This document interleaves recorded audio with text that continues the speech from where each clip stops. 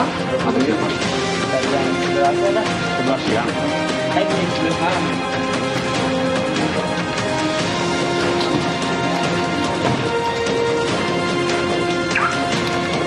Mana?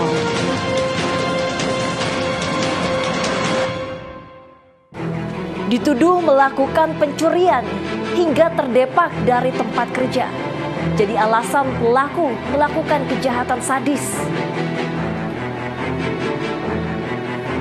Saat korban tertidur pulas, dengan teganya pelaku menganiaya korban hingga lepas nyawa.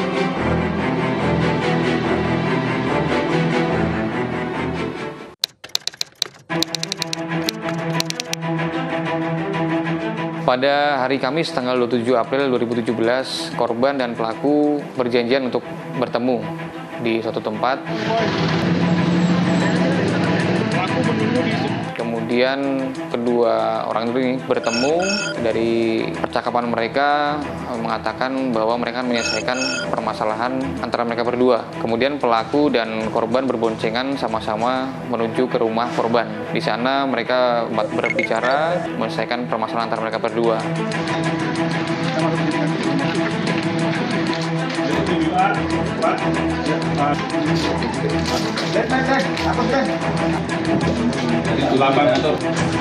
Korban buka. Kemudian dari korban sudah merasa bahwa masalah ini sudah selesai. Kemudian korban tidur. Saat korban ini tidur, pelaku yang sudah menyiapkan satu buah besi yang memang dibawa dari tempat kerjanya memukulkan ke arah kepala korban yang sedang tidur sebanyak 4 kali, sehingga akhirnya korban meninggal dunia di tempat.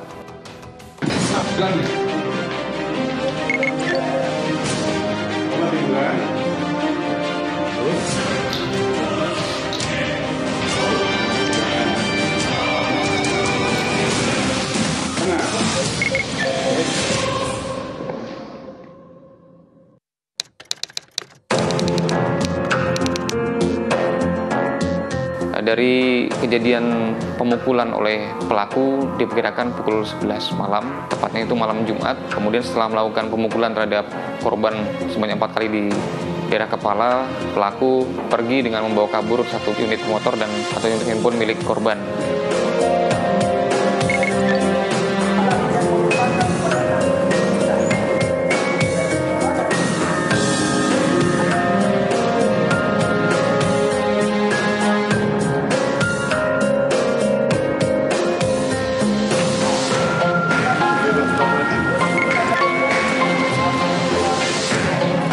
Kemudian keesokan paginya ketika kerabat dari korban ingin membangunkan untuk sholat Jumat, tidak ada respon. Kemudian setelah sore, akhirnya kerabat dari korban melakukan upaya paksa mendobrak pintu dari rumah kontrakan korban.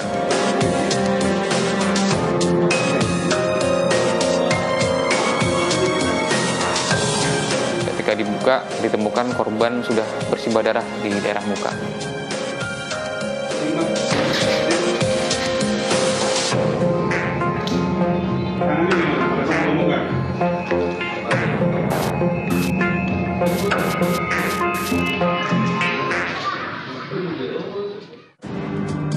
Diketemukan mayatnya Jumat sore, kemudian tidak terlalu lama tadi malam sekitar pukul 20 itu tertangkap.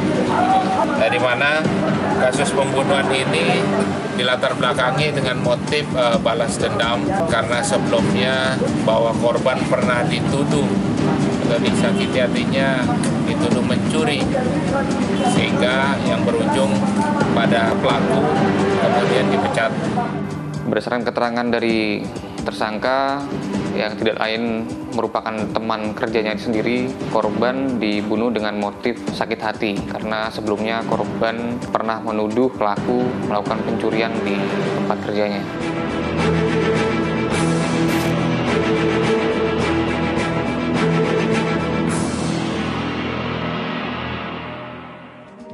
Kamu melakukan pembunuhan itu terhadap siapa?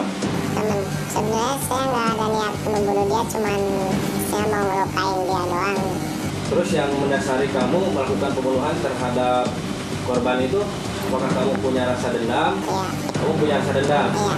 Dendamnya itu karena masalah apa tadinya? Karena saya difitnah nyuri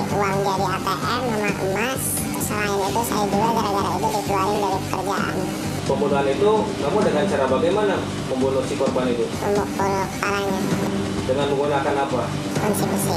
Kamu di sini itu awalnya mau mencuri, mau melakukan pencurian atau gimana gitu? Enggak, saya mau ngasih pelajaran doang ke dia.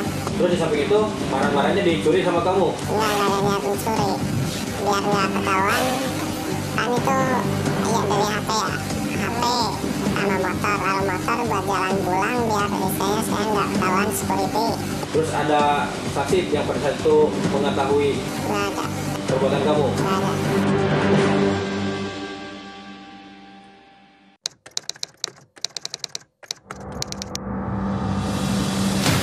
Untuk motifnya yang pertama adalah dendam, yang kedua karena dia membawa kabur harta benda dari korban, bisa dikategorikan juga dengan pencurian dengan kekerasan.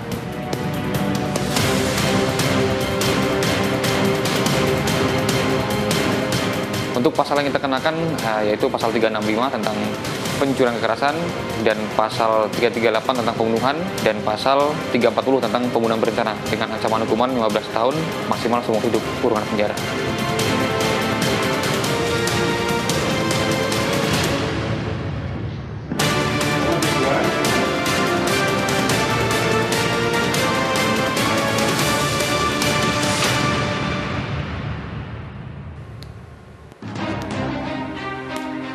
Menghilangkan nyawa seseorang, kemudian mengambil harta berharga milik korban, jelas termasuk dalam kejahatan berat. Perilaku yang patut diganjar dengan hukuman 15 tahun penjara hingga seumur hidup. Sekali lagi saya ingatkan, segala tindak tanduk Anda pasti ada akibatnya. Waspada atau berakhir di penjara.